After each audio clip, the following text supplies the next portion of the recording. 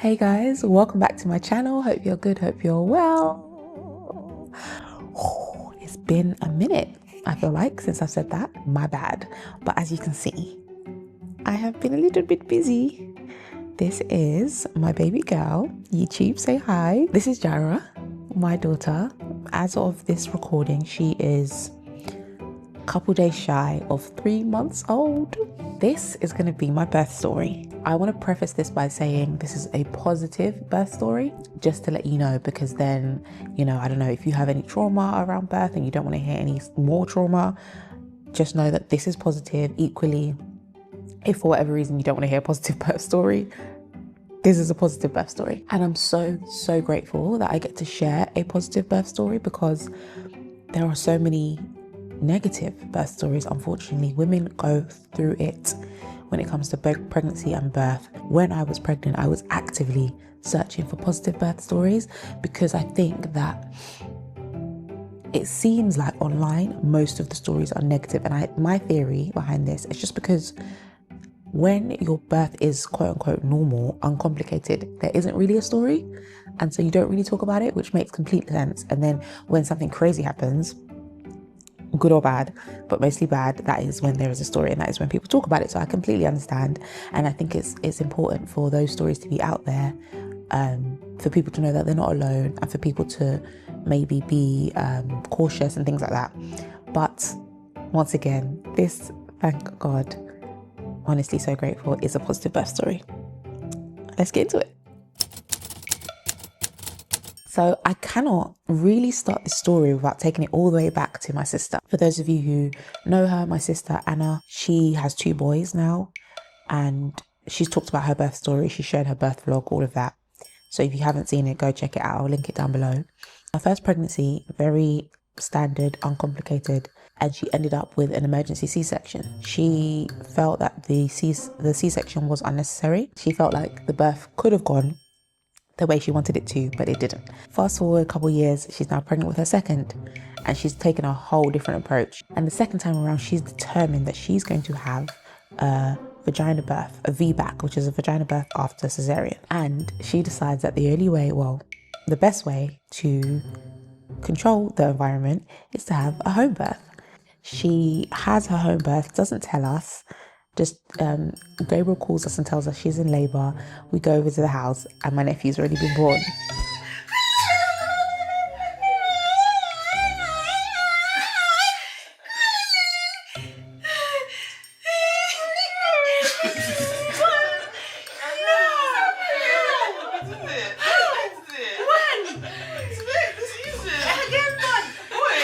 That's her story, right? Fast forward to now, I'm pregnant. And my sister says, so you can have a home birth? I said, absolutely not. Get somebody else to do it. I love that for you, sis. But as for me and my household, we finna be where the doctors are. But then I got radicalized. The one thing I took from my sister was a doula is actually quite useful. The doula asked me, what does the perfect birth look like for you? And I described it. I want a natural birth, in terms of natural, free from pain medication if I can. I don't want an epidural. I don't want to be induced. I don't want a cesarean. I said I want dim lights. I want music. I want to give birth in a pool. I want to be in the water. All these things I was describing, and she said, that sounds like a home birth. I said, I'm aware, first of all, I'm aware that it sounds like a home birth, but I want a home birth in a hospital. Get me in a birthing suite. That is exactly what I wanted. She said, absolutely fine, but it does sound like a home birth. I said, yeah, I'm aware. So as time was going on, right, I was searching, like I said, for positive stories on social media. And I think naturally my algorithm took me down a space that was full of doulas and sort of natural birth people, and, just that space. But just coincidentally, those sorts of pages also are advocates for, this is a physiological process. Pregnancy is not the same as being sick. Obviously, sometimes it comes with sickness, but being pregnant in and of itself is not an illness. But why do, in this country or in the West or wherever, we treat pregnancy as though it is an illness? And your mind, psychologically, you go for your checkups, they take your blood, they tell you all the risks, they're checking for this, they're checking for that. naturally our minds can start to feel like we are a sick person. And it talked about, interventions and how they've skyrocketed and how they're way higher than they should be, and how interventions can lead to more interventions, and eventually, for example, the case of my sister, an emergency C-section. So I was being radicalized, but I still said, no, I'm going to be in a birthing suite and I'm going to be just next to the hospital should anything, God forbid, go wrong. What tipped me over the edge is that I came across a post and it was sharing the stats of how many women wanted a water birth versus how many women got a water birth, for multiple reasons, including the fact that the birthing suite could just be closed. And I said to myself, Adella, picture this. You are in labor and you are on your way to the hospital. You call ahead to say, I'm coming, get that birthing suite ready. And they say, sorry, ma'am, the birthing suite is closed. How would you feel? That was the question I asked myself. And the answer was, I would be absolutely devastated. And so we concluded that the only way to control the situation to the best of our ability with the things that are in our control is to have a home birth. And that was halfway through the pregnancy, and we decided we're gonna have a home birth. When we were making this decision, our doula was super helpful because she was giving us she was basically laying down the facts of, okay, tell me, what are you afraid of with a home birth? And I will, talk to you about that. As you can imagine, the biggest thing with a home birth is you think that, well, if something goes wrong, I'm at home, there's no doctors around, there's no medical equipment. And she kind of explained it this way. Having a home birth is almost like a cheat code because you can always plan for a home birth and at any moment say, get me to the hospital, and they will get you to the hospital. You can't, however, do it the other way around. You can't plan for a hospital birth and then decide, I'm going to stay home and expect the midwives to be on their way. That's not how it works. She also explained that paramedics are on standby. You are top of the list. If they call the paramedics, they will be there, blue lights, whiz you to the hospital. You will be top of the list because you are in labor. He also explained how, quote unquote, emergencies often work in a hospital, right? A lot of the time when they talk about emergency C-sections in the hospital, you might still be waiting some time. They might say, we need to get you in theatre to do emergency cesarean, and then half an hour later, you're on the table. It would have taken me half an hour to get there anyway. On to my pregnancy. Now, this part of the story is going to be very, very short because, like I said, thank God, I had, honestly, a very uneventful, in a good way, pregnancy. First trimester, the ghetto, but I was extremely tired. That's the only thing I can say. I was extremely tired. A nap would not do anything for my energy. I would just wake up and be like, I'm still tired. And I was very nauseous, but I wasn't sick. I didn't throw up. Second trimester, loved it. Lovely jubbly.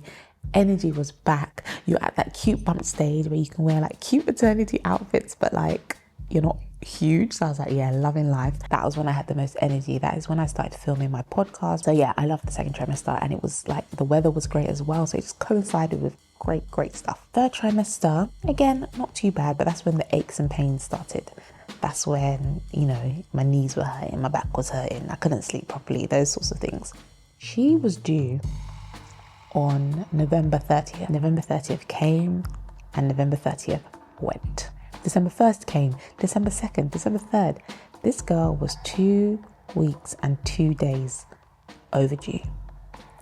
I did not anticipate that she would be so late. Hi, I'm 41 weeks now. All the talk about wanting to have a November baby, it is December the 8th. So yeah, God said, shut your mouth. So yeah, I can't lie, I've been a bit impatient. I'm just rah. I know babies are late, and I know due dates are very arbitrary, and I know first babies usually come late. I don't know, I just really thought the baby would be here by now. But they know, and it's fine. So my midwives are great.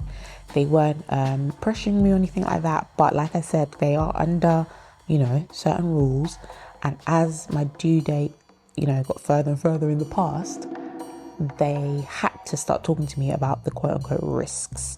I say risks because I don't necessarily agree that they are risks. I think that given that my pregnancy was, like I said, uncomplicated, I felt like my baby was going to come when she was going to come, right? Like the body was going to do what the body needed to do. And they agreed. However, they had to tell me, the risks of this can happen when you're overdue. This can happen if your baby's too big. This can happen to your womb as the baby matures. Your placenta can fail, which anyways. So those kind of conversations, these are the kind of conversations we were having. When I was 2 weeks overdue, I said, okay, to the midwife, I said, okay, I will go to the hospital to be monitored because you can go and get like proper monitoring, but I will not agree to an induction. So my midwife said, yeah, cool, absolutely. She left the room. She went to call the hospital to book me in. She came back and said, I'm going to be honest with you. This is what they said. They said, yeah, she can come in, but we're just going to suggest an induction. So if she doesn't want an induction, then there's no point of her coming in. Verbatim. That's what they said. And I said, well, with that attitude, I'm not going. I'm not going to the hospital. So we just went home. Every day after that, I was curb walking, I was squatting, I was eating spicy food, I was going on walks twice a day. Like, I was really trying to get this baby out. Let's talk labor. On December 16th, I woke up and I was having cramps. Hi, update from me. It's Monday the 16th of December. Baby's not here yet. However, I think something's happening. So today I'm 42 weeks plus 2 days, which is crazy. However, I had been having cramps for, I want to say a week or two actually, but they were very mild. Like I'd had period cramps worse than these cramps. So I was kind of like, what's this? But my doula assured me, yeah, this is means you're progressing well. It's all good. I've been cramping or contracting, I don't know, all night, and now it's really ramped up in frequency. I spoke to my doula and there's no like consistency at the moment. It's just very like erratic. Also, the pain is manageable. It feels like a really intense period pain, but it's like I can just breathe through it. I can talk through it. It's not, yeah, I think it doesn't sound as bad as what I hear contractions feel like normally. Or maybe I'm just really lucky and I'm having really good contractions. These cramps continued, right? But that day they were a bit more frequent. I was like, something's different. Contractions.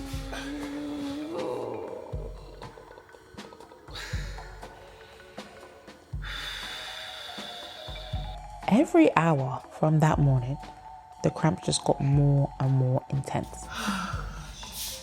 It's getting more intense, getting more intense. It's getting more intense. By about 1 p.m, I could no longer talk to anyone. My friend called me, I didn't reply. I didn't pick up and she said, is it because you're in too much pain? I said, yes. She said, let's have it. Let's go. Labor has begun. I ran a bath. That helped a lot. I stood in the shower. That helped a lot. By 3 p.m, I was in a lot of pain.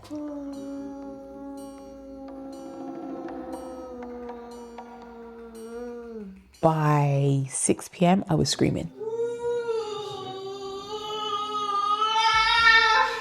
I was screaming. Bear in mind, yeah, I said to myself, I think I've got a high pain threshold. I reckon I will do the deep breathing that I'd been learning in my hypnobirthing, the breathing techniques. But I don't think I'm a screamer. If anything, I'm just a heavy breather. That was what I was saying to myself. By 6 p.m, I was screaming.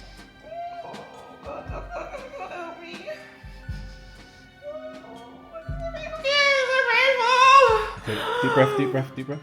Now, this is a positive birth story, but let's call a spade a spade. That was the most painful thing I've ever been through in my entire life. That's all I'll say about that. Also, I did not sleep well the night before, so I was exhausted. However, when I laid down, the contractions were so much worse.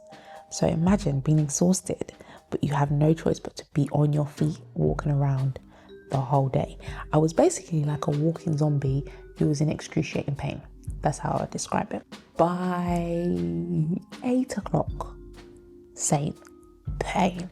and the contractions were every minute or so, every 2 minutes. The whole time we're in communication with my doula, Keith's on the phone to her or texting her or whatever. And she said, I'll come whenever you want me to come. Just let me know. However, I don't want to be all up in your space if I don't need to be there. So you just tell me when you think it's time for me to come. I asked her a stupid question. I said, well, how long do you think I've got left? Of course she doesn't know. No one knows. I just wanted some reassurance. She said, we won't be here same time tomorrow. I said, same time tomorrow? I need this baby out now. And then it was around, I want to say 8:45. But that's when we called her and said, all right, start making your way. She said, okay, cool. We then called the midwives and the midwife said, cool, I'm on my way. The pool, by the way, it was inflated, but there was no water in it. Keith was actually in that moment going to start running the water. I said, Keith, I need to go to the toilet. Good. I didn't say it like that. I was screaming. I said, I need to go to the toilet. So I went all the way to the bedroom, down the hall, went to the toilet. I saw blood when I wiped, knowing full well that this was normal, but I'd completely forgotten. I'm thinking, why am I bleeding? Anyway, I come out of the toilet, back into the bedroom. The next contraction after that brought me to my knees. It literally said, get down. And I fell onto my knees. It was very dramatic. And I was basically on my knees with my hands on the bed, leaning on the bed. And something felt different. And I'd read about it and it said that when you switch from in your contractions, like you just having normal contractions to like, okay, you're about to push, your body, you feel it. You don't have to explain it, but you know when you transitioned. And I knew that I had transitioned. I said, Keith, this baby's coming. He said, Adella, okay, get up, let's go to the living room. I said, do you think I'm in control of my body right now? I cannot move. So I was like, I'm just a vessel. My body was just doing whatever it wanted to do. I will say, don't call me crazy, but this part was almost a relief. Because the contractions were almost like, I know they're doing something, but it doesn't feel like anything's happening, just pain. Whereas this one felt like something was trying to come out. And I said, finally, I just want this baby to come out. So I'm there. Keith is like on the phone to the doula, like, what if this baby comes now? She's like, just put some towels down. You should be fine. Keith puts a towel under both of my knees and he puts a towel under my hoo-ha, ready for the baby to come out. And I said, nah, surely the midwives will get here before our baby comes out. Come to find out, she had other plans. About 15-20 minutes later, after a brief moment of silence, I did one loud scream. Stopped screaming, thinking it was over, and all of a sudden I just felt something whoop, and she was here. I literally was like, the baby's here, the baby's here. And that was it. She came out all by herself. I did not push once. Obviously I did push, but I didn't actually like push. And it's so crazy because I've read about this. I've read that labor is such a physiological thing that your body, like there are women in comas who give birth. That should tell us all we need to know, that the body does what the body's gonna do. And I'm just so grateful to my body. So she came out. Keith tried to catch her. She slipped through his arm and she landed on the towel. Now, I don't really know what happens when the baby comes out. Like I've seen movies where they just cry instantly. She didn't cry instantly. And so I was obviously thinking, oh, what if she's breathing the meconium? I was feeling so guilty. But she did. She cried. The breathing sounds funny.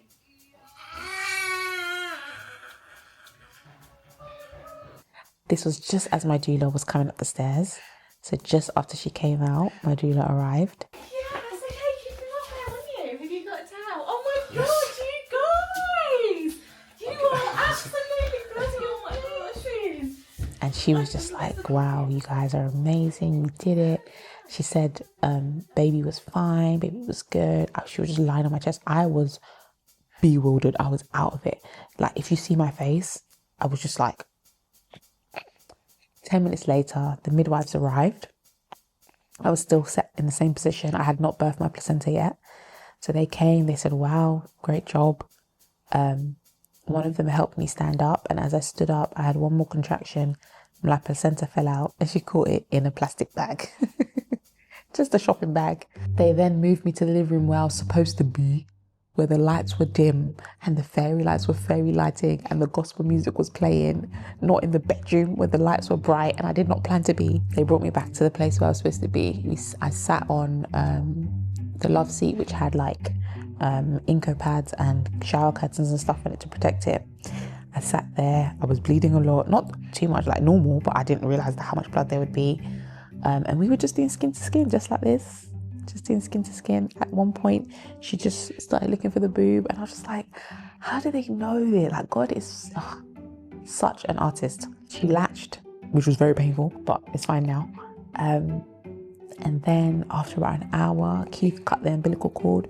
We chose to do delayed cord clamping, so all the blood had run, the placenta had stopped pulsing. It was basically like white. They cut the placenta. Then we passed her to Keith to do skin to skin. Whilst they checked me, she was 6 pounds 6 ounces, which is not big at all for a baby who's supposedly overdue. So this whole due date thing is such an arbitrary math, like just made by some man. I don't believe in it. Anyways, she was here and we were happy. They checked us out and then they got ready to leave. I said, so what? Like, you just leaving her here? Like, that's it? We don't need what? Like, do I need to take a test or what? So that was wild. And then we took a picture and we sent it to the family. We said, she's here. And then we went to sleep. That's it. That's my first story. As I'm really retelling the story, it just makes me so happy because I just feel so like, wow, you did that. And God, you did that. And I'm just so, so grateful. And I pray this experience for all women. Like, I know that there are complications, but I just want everyone to have this experience versus the trauma that I hear a lot of people having. And I think a lot of the trauma is unavoidable almost. It's just like, unfortunately, this is the experience that you're having with pregnancy. And the thing is, no pregnancy is the same. So I had a great one the first time. Second time, it could be completely different, God forbid, but it could be completely different. So I'm aware that things can happen. And I think when things happen, I think I'm so grateful that we have the medical infrastructure that we have. Cesareans are so great because without them, back in the day, so many women and babies would die. I think it's so great that we have like pain medication for people who need it. I just think it's great that we have the NHS, that we have. I think though, at the same time, there are many instances where things are done unnecessarily. We know the stats around Black women in labour, that is so avoidable. Like, for example, cesareans are supposed to be 10-20%, but they're closer to 50%. That's also avoidable. There are things I think that we can do, and there are people advocating for women to just be taken. They just need to look at us more holistically, and I understand why they don't, because the NHS is underfunded and just overworked, and there's no room for bespoke services. Everything has to be sort of uniform, and they are going to use the most vulnerable as the baseline, if that makes sense. So I get it. I completely get it. But I hope this story has maybe encouraged anyone who is currently pregnant, who's going to get pregnant, to know that this can be a good experience. Like, dare I say, I loved it all. Dare I say? No, I do. I know I've really started to forget the pain, so that's probably why. But in hindsight, like, this whole experience was so beautiful. And I wish a beautiful experience on everyone. And now she's here, and I'm just so happy and so in love and so grateful. I just really hope this is encouraging. Yeah, that's all I have to say. Say thanks, Jaira. She's sleeping. Thank you for watching. If you have any questions, feel free to drop them down below. I'd love to have a conversation. If you've had an experience, positive or otherwise, feel free to share it down below. I'd love to get chatting with you. And like, comment, subscribe, all that good stuff. I'm back, baby. Well, yeah. And I'll see you in the next video. Bye.